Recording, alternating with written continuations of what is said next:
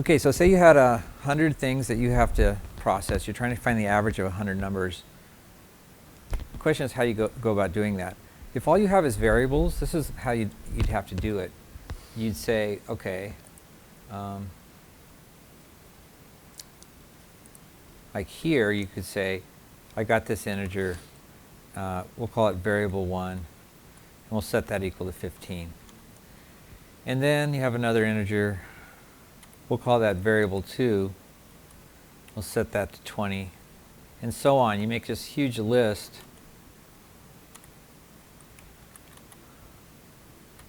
And you set that to some value. And you do that, well, 100 times, right? Well, what if you have 10,000 of those, or 20,000 of those? Coding would become this drudgery that you would not want to do for even 5 minutes.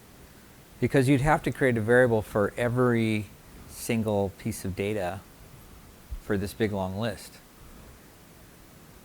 And this is very inefficient, because to do the equation then, you would say, okay,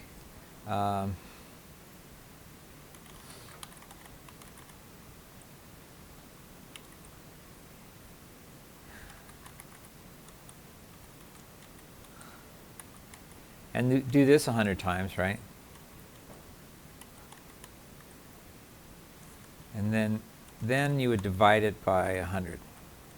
But again, this would be also a really laborious process. You have these 100 data points to figure out the average. So what's cool about computers is it's kind of like a brain amplifier. What computers are good at, humans are bad at. And what computers are bad at, humans are good at. And so you can use your computer kind of like as a brain amplifier. Say you need to average 200,000 numbers. Okay? If you were a person, you would write the number down, flip the page, write the number down, and then do the math. That would take you most of your lifetime, right? Not something you want to be doing. So we're trying to automate this task. And the way computer scientists do it is they use something called an array. You'll note that on my variables, I have them numbered variable 1, variable 2, variable 3. Where there's a feature in the language that allows you to create these big stacks of numbers where you can reference each one of them by a unique number.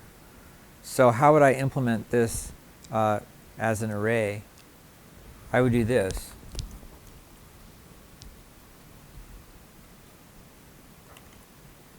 What tells Java that it's an array is the opening and closing of a square bracket. So you say right away, this is going to be an array of integers. So imagine when you create this up in memory, instead of just having variable 1 and variable 2, you have this big old heap of variables. And the first one is right here. And that's going to be the start of our array. Now every single one of these is an int. Arrays are contiguous in memory. That means they're next to each other.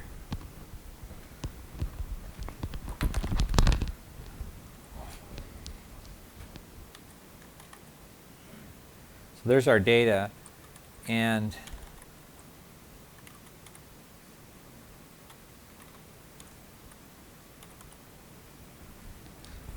so what we're saying here is, okay, I want to create this variable, and I'm going to call it data.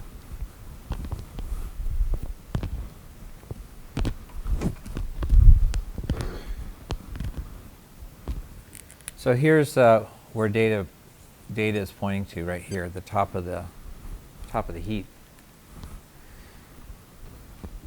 And then it says new int 100. That tells you the size of the array. How many of these integers are stacked up on top of each other? In this case, there's 100 of them. But it all starts with this data up in memory, this pointer in memory, and you can fill each one of the elements in the array with your data. So now, say we've gone through this process and we've read everything into the array. The array's all set up. How do you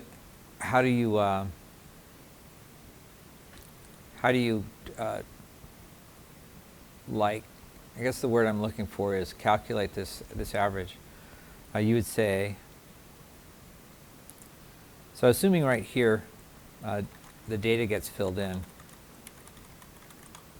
one at a time. Say you're reading these values in from a file, and the file has all your data points in it.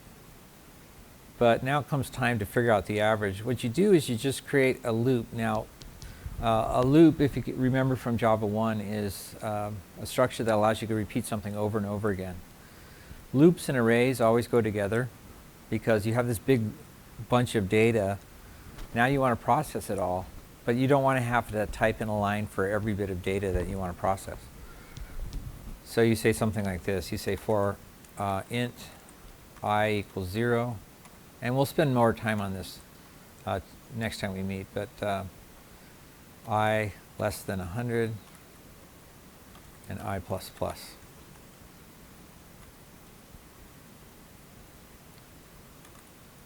And suppose we have a variable called sum, and this will be the sum of all our data, and we'll start it out at 0.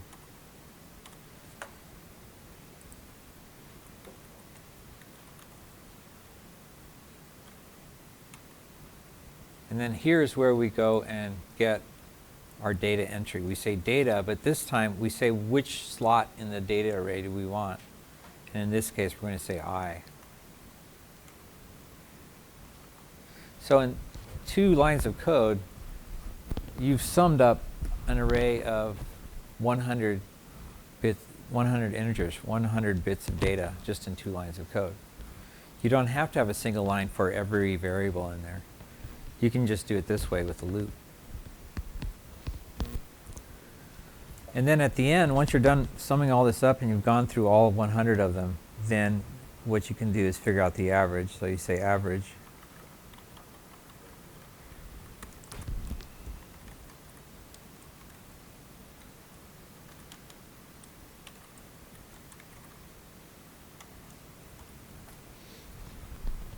So now it's only taken 3 lines of code to do something that, if you didn't have arrays, would take you 100 lines of code. Yeah. Yeah, I'm skipping that part, aren't I? You still have to put them in one at a time.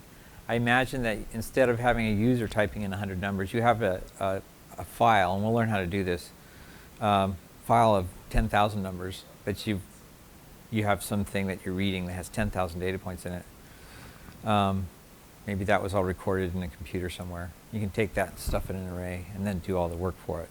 So I'm purposely leaving that out. But at some point, yeah, you're going to have to address that. How do we fill the array with data?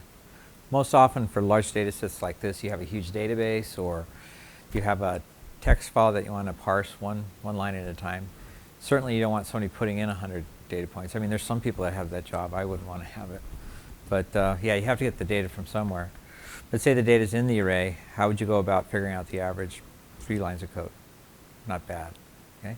So the computer doesn't get bored, doesn't get upset about doing repetitive things over and over. If you try to get a human to do that, that would be a terrible job, right?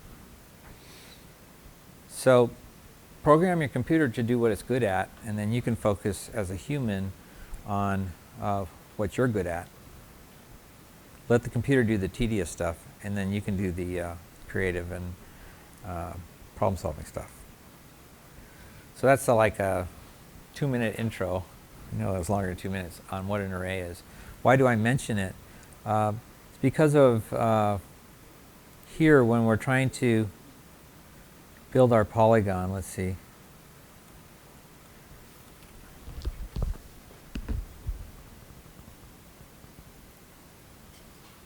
Yeah. So here we're in the draw event of the isosceles triangle. We have to create 2 arrays, one of all the x coordinates and one of all the y's. This is a triangle, so there's only 3 components. One thing to note here on an array is they don't start counting at 1. The first element in the array is actually element 0. So here's 0, here's 1, here's 2, here's 3. Okay? So programmers generally start counting at 0. It makes a lot of equations easier to manage, a lot of algorithms. So most often you'll see a programmer using zeros to start with, unless you're a Visual Basic programmer and for some reason they can't start at 0, they do 1, but almost every other computer language uses zeros as a starting point. So the first one is 0, the second one is 1, the third one is 2. Seems silly, but it's kind of important. Once we have that array of x's and the array of y's built, that's where we fill it up with data. Then we create our polygon, and then we're ready. Now that we have a polygon, we can use the polygons, Java's polygons fill method to fill it with a certain color. Okay? These arrays are really small. There's only 3 elements in each array. There's 2 of them, one for the x coordinates and one for the y. So what you want to do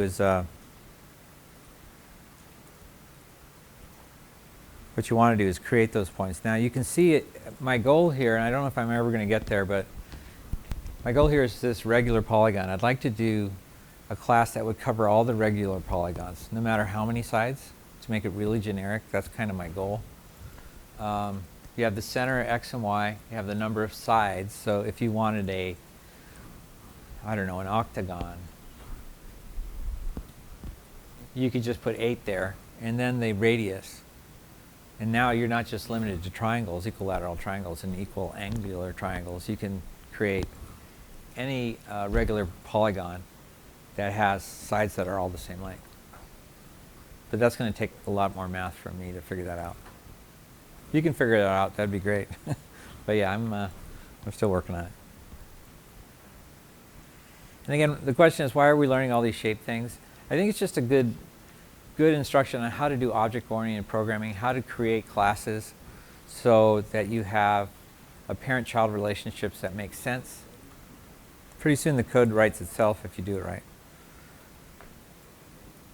Okay, so I'll stop talking now so you can get to work on the isosceles triangle if you haven't finished that. And then I would do the house picture.